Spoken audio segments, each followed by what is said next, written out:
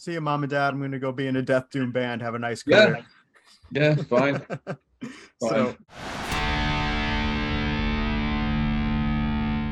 hey everyone, this is Joe from Loudwire. Joining me today on this episode of How I Learned to Scream. You know him from Bloodbath. You know him from Paradise Lost. We're talking about Nick Holmes.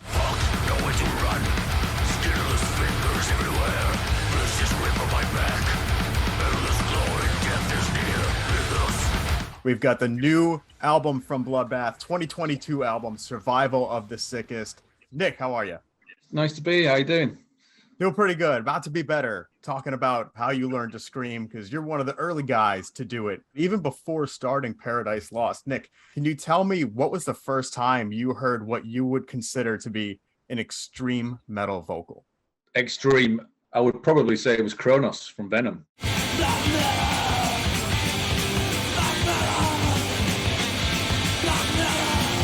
It was just like insane, you know. I'd never heard anything like that before. You know, when I heard that I was like, wow, this is insane. This is insane.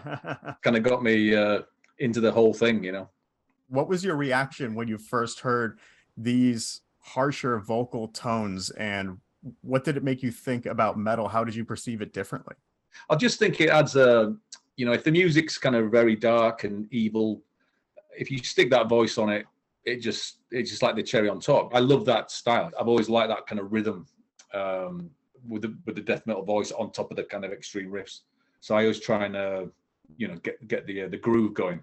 Do you remember the first time you ever attempted like a death growl or something extreme like that vocally? The style when I started was a lot more shouty.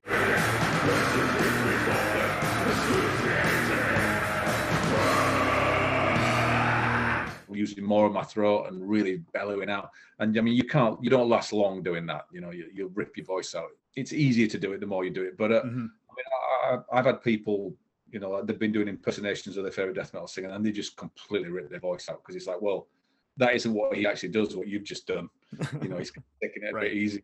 And there is a technique to it. When you formed Paradise Lost, started playing some shows, recording music, what did your family think of everything? This is still a really new style, especially the Death Doom style that you were a huge part of in building that. What was their reaction to the music and what you were doing? They'd never told me, you know, I've never been told I can't do anything. I've always kind of done whatever I wanted, you know, in that respect. You know, I grew my hair long, whatever, you know, just do what I want, you know. When I was kind of a young teenager, they were always very good like that. But I mean, as far as getting involved in band things and listening to music we were doing, I never really had any interest in that either. See you, mom and dad. I'm going to go be in a Death Doom band. Have a nice career. Yeah, fine. So let's talk about enunciating, because this is something you do remarkably well. Why was enunciation so important to you? If I write lyrics, I like words that sound good on certain parts of songs. So, you know, for the sake of making a song make sense in a story type of way, I would rather it not make sense and that sound better. Why were you so eager to branch out like this very early on? We usually don't hear that from a lot of vocalists, maybe until kind of 10, 15 years into their career. We just kind of wanted to just kind of slow down a little bit and maybe try songs that are not so in your face all the time. I mean, it was not death metal, but it's still very in your face. We just wanted something, step back a bit and do something that was a bit kind of quieter and a bit darker in a sense. Now with Bloodbath, you're doing faster vocal parts than you ever have in your career.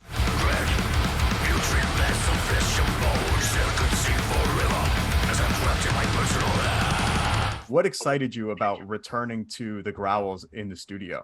I think it was the songs. I just love the songs. I mean, obviously learning them, I had to play them again and again. And I just really got into it. I just thought they were great songs, you know. I mean, at the end of the day, it's about the songs, you know. It didn't take me long to get back into it at all, you know. It just reminded me of everything I loved when I was younger, you know.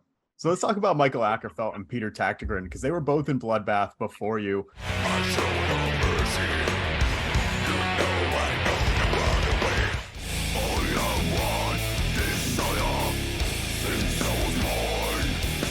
What do you admire most about them as vocalists? They both got great voices.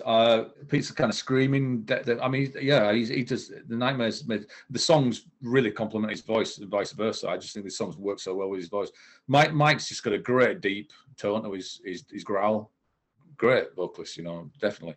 You're bringing your own flavor to those old Bloodbath songs when you perform them live, but is there anything that you try to do to put yourself in that space of either one of those vocalists when you're performing those songs? Any kind of like vocal nuances? I try and copy them as much as I can, but in my voice. I mean, I rehearse with the songs, I sing along with the songs, and I try and do as close as I can get. The screams that Peter does, particularly in Cancer of the Soul, forget it. I cannot do that.